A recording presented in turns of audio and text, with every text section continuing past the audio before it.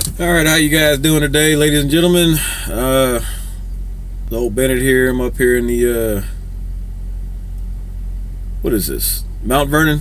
You know, some of y'all might know the truck stop where the Walmart is over here. You can kind of park over here and go through the fence, and you can get your grocery shopping done. So, on my way back out of Ohio, I think the last video I uploaded was I want to say it was Tuesday of last week. I was up in Marshall, Texas, and I was heading back down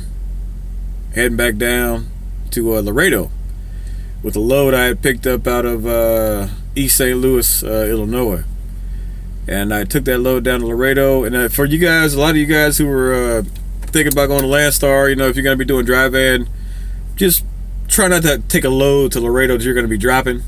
You got people you got some agents out of the, well, they're not out of Houston, but there's loads that come out of Houston. They go down to land 18 to drop, and that lets you know the trailer situation down in Laredo. If they're going to pay you almost $2,000 to drive down to Laredo from Houston, that's letting you know that there really isn't going to be, you're going to be sitting there for a couple of days trying to get empty out of it. So, just so some of y'all know that who haven't had any experience with the drop yard down there in Laredo, you got to kind of be aware of that, because a lot of the customers that have freight down there, if you're going to be dropping and hooking, they want you to have an empty trailer to drop off. So you know, sometimes you put yourself in a spot, you know, where you got to literally sit there for 3 days or something, 2-3 days trying to get a trailer, or you got to try to see if you can get back on the trailer in Houston or Dallas. So just be aware that the loads might look good, but there's a reason that those loads are paying that much money to go 350, 360 miles. But anyway, I live unloaded down there, and I got another load coming right back out, and that load was going to Akron, Ohio. So I went by the house. I live up there in the Houston area, and well, I got home Thursday, so I was home Thursday afternoon, Friday, and left back out Saturday night. And delivered up there in Akron, Ohio on Monday morning. You know, good paying load. Took it on up there and reloaded back out of the. It's on the other side out of Paynesville up there on the other side of Cleveland, and I'm coming right back down to Houston. So for you guys that are, you know, and that's gonna kind of be your sweet spot up here in the upper Midwest, and maybe even over there toward a little bit of upstate New York, stuff like that. And then back over toward Illinois and a little down south, Indianapolis, all that. You can run around there and make pretty good money.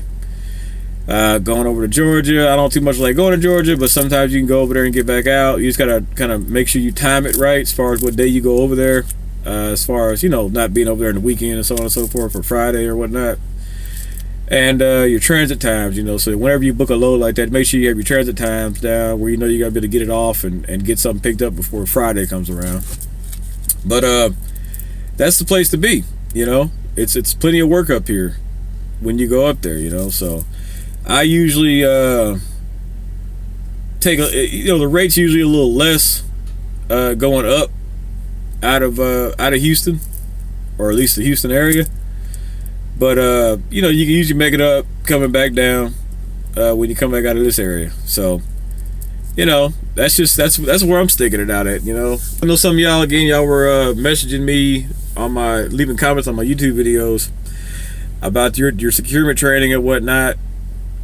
I'm just like I say, I got a flatbed, man. It's sitting right now. I'm not even using it. I just, you know, would suggest that you guys get on that load board and you know, depending on where you live in the country, you might have the freight, you might not. But the way it's looking for me right now, I'm still not seeing any purpose to even hook back up to my flatbed. It's just so much more freight on the dry van side. So until Landstar gets their open deck side straightened out, they're going to continue to have problems keeping drivers over there, because it's kind of like I'm not saying it's pointless. I'm not saying you can't make any money. There's some areas you can run. Like I said, if you live around Blytheville or something like that, or some of these places where there's a lot of steel and stuff coming out of, yeah, you can make some money. But you know, me being down in Texas, I still think we got a glut of flatbeds down there from the oil field days. So I'm just not seeing it, you know.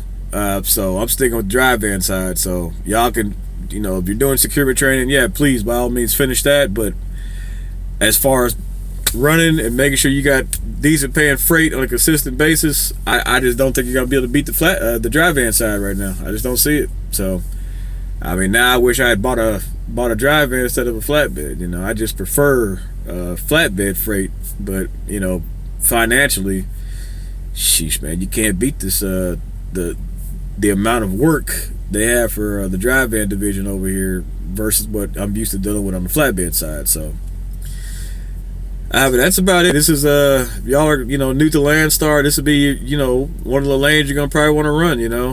You might go to Chicago, come back down. I mean, but you can make it in this area. And try to always go home with a load. That way you can come on back out and get right back on it again. So that's just the nature of the beast, y'all. Get out there, make your money, and just kind of pick your lanes and make relationships with these agents, and it's gonna pay off in the long run. You're gonna get your money. Your money's gonna start flowing in. Some of y'all, I mean, it might be a little slow to start, but just be patient. As you meet more people and talk to more of these folks, the opportunities, they grow. So if you're new to Landstar, stick it out. And just like I say, if you see something to them, they can clue you into a lot of things about how to set your searches up and stuff like that, and just little tips and tricks. So I want all y'all to be safe, and I want all y'all to be profitable, and y'all have a blessed day.